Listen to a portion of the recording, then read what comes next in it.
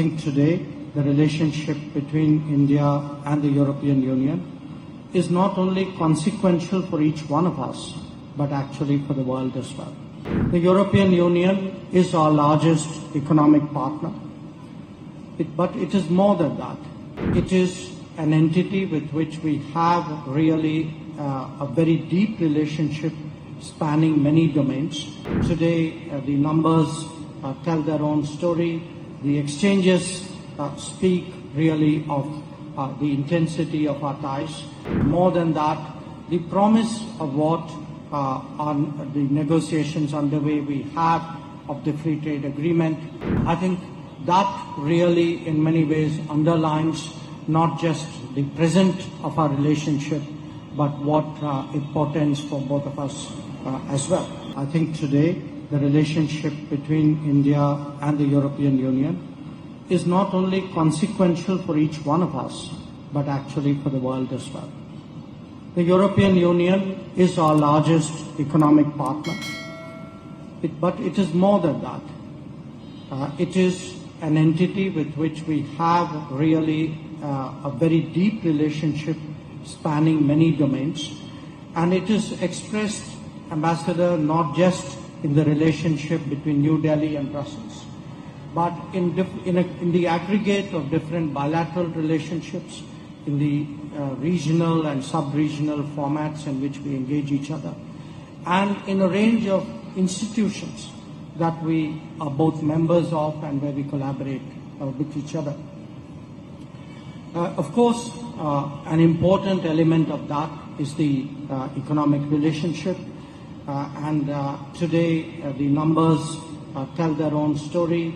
The exchanges speak really of the intensity of our ties, and perhaps more than that, the promise of what on the negotiations underway we have of the free trade agreement, the fact that we are one of, I think, your two partners for the Trade and Technology Council, I think that really in many ways underlines not just the present of our relationship, but what it portends for both of us as well.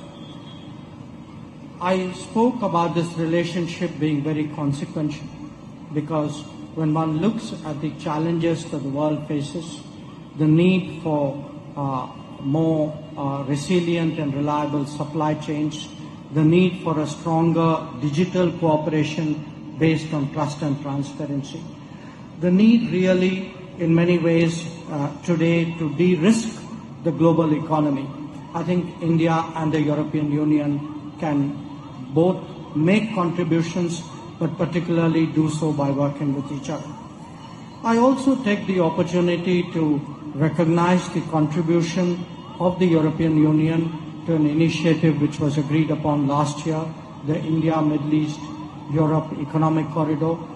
We certainly attach enormous importance to it and look forward to taking it forward.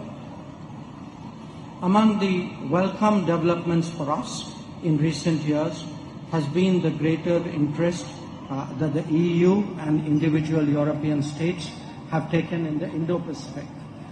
Many countries and the EU as a whole today has an approach to the Indo-Pacific that we welcome very sincerely. And we also see today a much more serious engagement in the domain of security. It is for us a great pleasure to welcome from time to time the defense presence of Europe as well in this part of the world.